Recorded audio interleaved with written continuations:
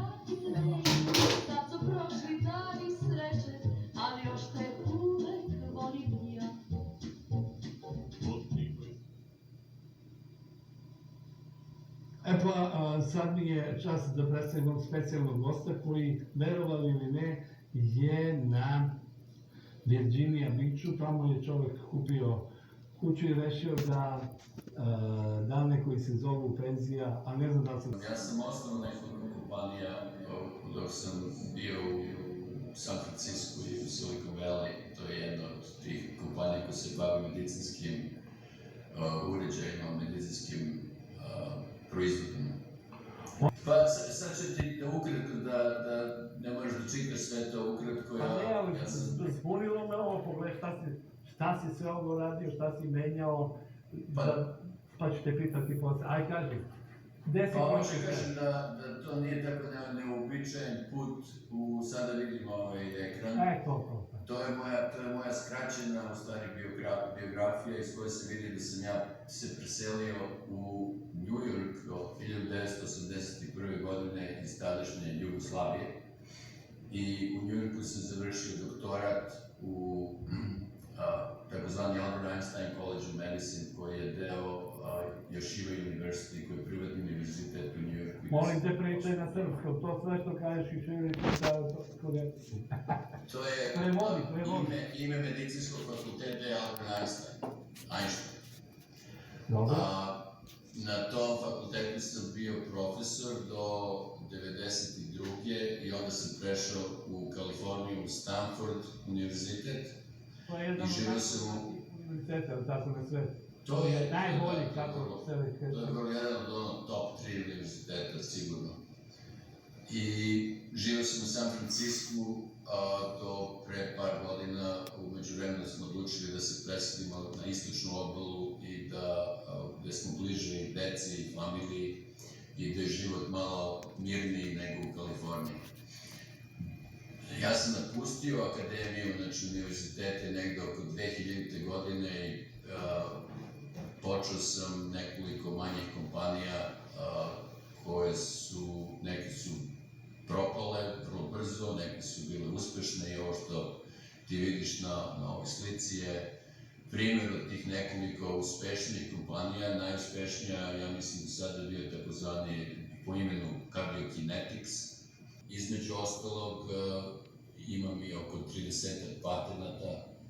Znači, ti patenti su iskorišćeni uglavnom za razvijanje tih nekih novih tehnologija. A kad smo kod patenata, pustite nam telo padobran za srce. Šta je to? To je neka nagrada svetska. Šta si to napravio? To je bio taj medicinski uređaj, to je implant u stvari koji se implantira u levu komoru srčanu,